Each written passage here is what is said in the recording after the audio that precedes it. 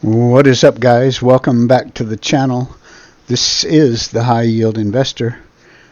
Today I want to do a video on the power of compounding.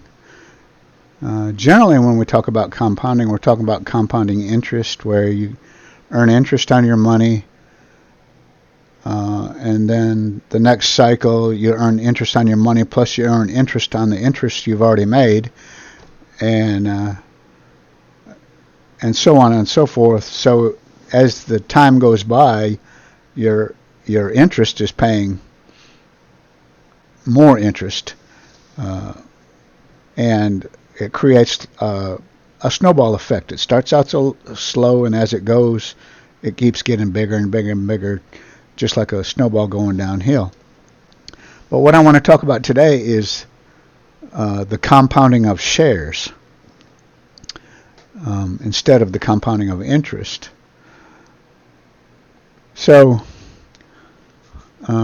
let's say we had $10,000 that we wanted to invest, and we had a stock that we liked that was $10 a share, so we could afford to buy 1,000 shares of that stock.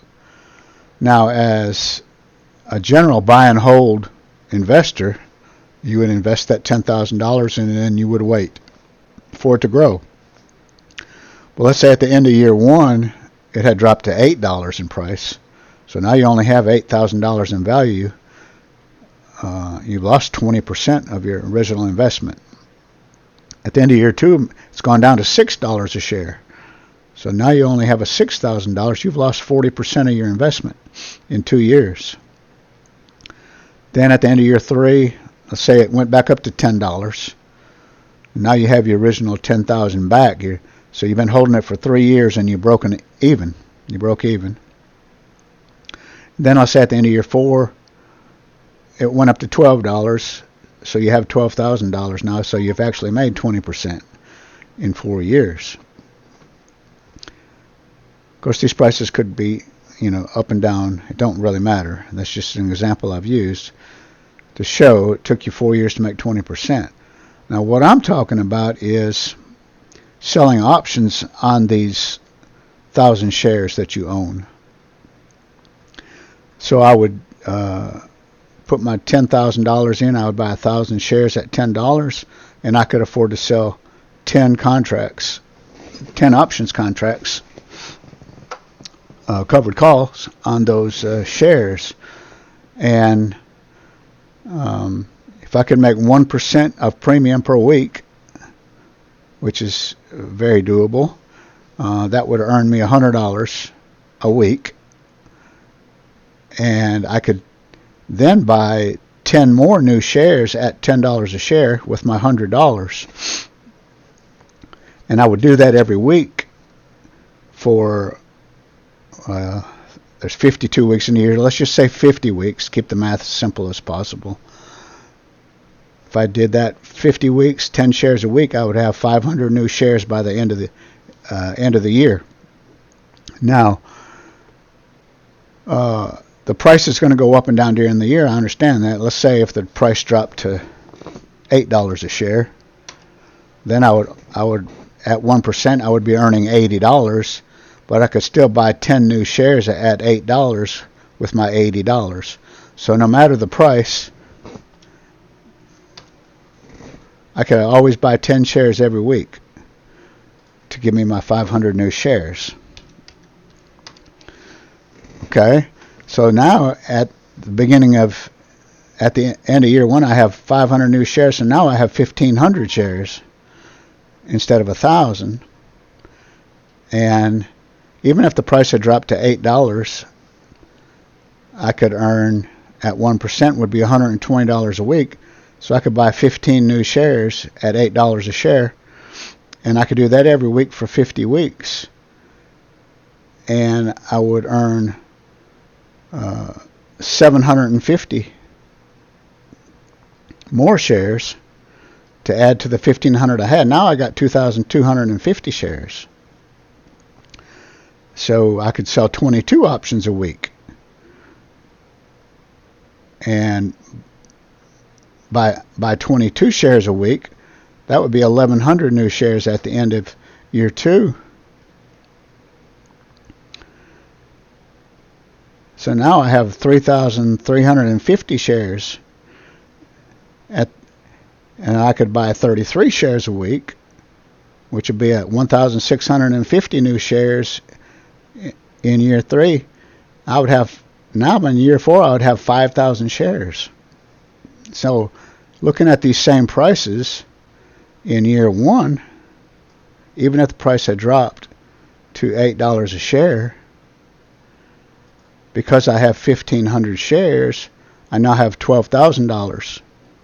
I've done gained 20%, even though the price went down 20%, because I have half again as many shares as I started with. So at the end of year 2, if it was down to $6 a share, because I have 2,250 shares, I've got a $13,500 value compared to the $6,000 value of the buy and hold. And now at the end of year 3, because I now have 3,350 shares, my value is $33,500, where in the buy and hold scenario, I just broke even. I've over tripled my money in this 3 years, and the price is still the same as it was when I bought it. And then at the end of year 4, I now have 5,000 shares, which is 5 times as many as I started with, and the price went up to 12. I have $60,000 in value compared to the $12,000 of a buy and hold investor. So I've 6 times my money, and the price went up only $2.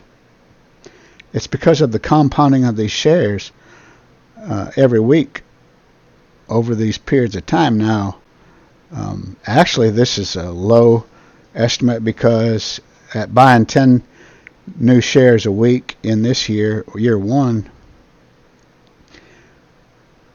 it would only take me 10 weeks to get 100 shares, so then I'd be selling 11 contracts after 10 weeks, and then 10 more weeks I'd have another 100 shares. I'd be selling 12, so this number would go up faster than 500, and then go from 1,000 all year, and then 500 to go from 1,000 to 1,100 to 1,200 to 1,300 to 1,400. So it would actually go faster than this, but this is as simple as I can keep the math and get my point across. I hope I am. I may be confusing you. I hope not. But so that shows the power of compounding. It doesn't really matter what this price does, because I can always buy 10 shares a week by earning 1% premium. Now you're saying, can I earn 1% premium? The answer is yes. It's easy to make 1% premium selling options.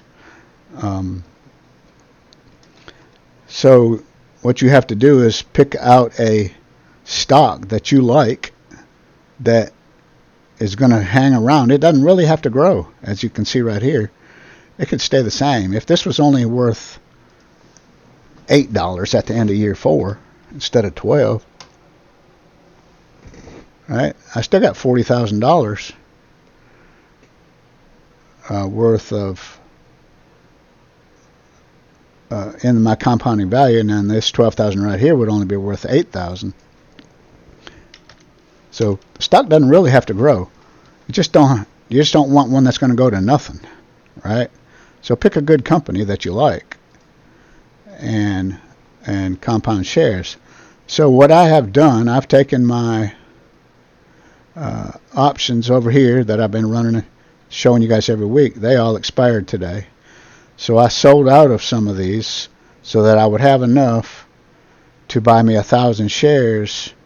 And the company I picked is SoFi. So I was able to buy 1,000 shares this morning at $16.13 a share.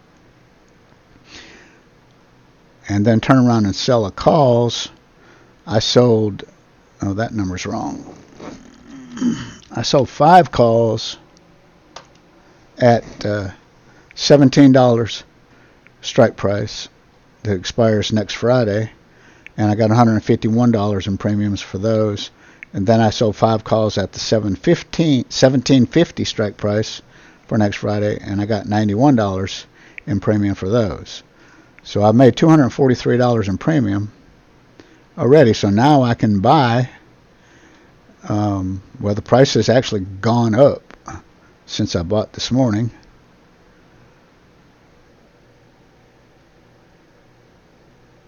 All right, so now the current price is $16.74. So I can take that money and I can buy what, 10? Well, 10 shares would be 167. I can buy more than 10 because that's more than 1%. So I'll take that money and I'll buy some new shares towards my next 100. And that's my current value.